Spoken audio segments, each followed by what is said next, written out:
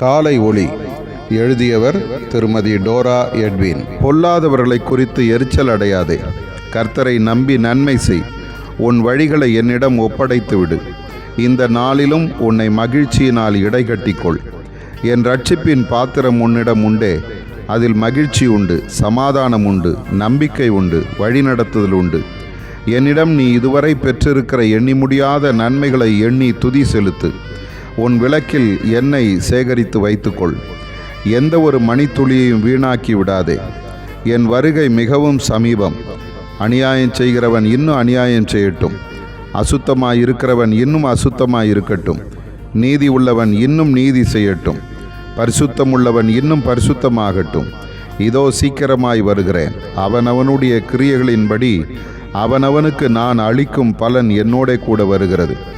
நான் அல்பாவும் ஒமேகாவும் ஆதியும் அந்தமும் முந்தினவரும் பிந்தினவருமாயிருக்கிறேன். ஜீவ விருட்சத்தின் மேல் அதிகாரமுள்ளவர்களாவதற்கு, வாசல் வழியாய் நகரத்துக்குள் பிரவேசிப்பதற்கும் அவருடைய கற்பனைகளின்படி செய்கிறவர்கள் பாக்கியவான்கள். உன் தனிப்பட்ட வாழ்க்கையை பரிசுத்தப்படுத்து. அசதியாயிராதே. கடைசி நாட்கள் சத்துரு ஒரு நல்ல சிநேகிதன் போல வந்து உன்னை வஞ்சித்து போடாதபடி விழித்திரு.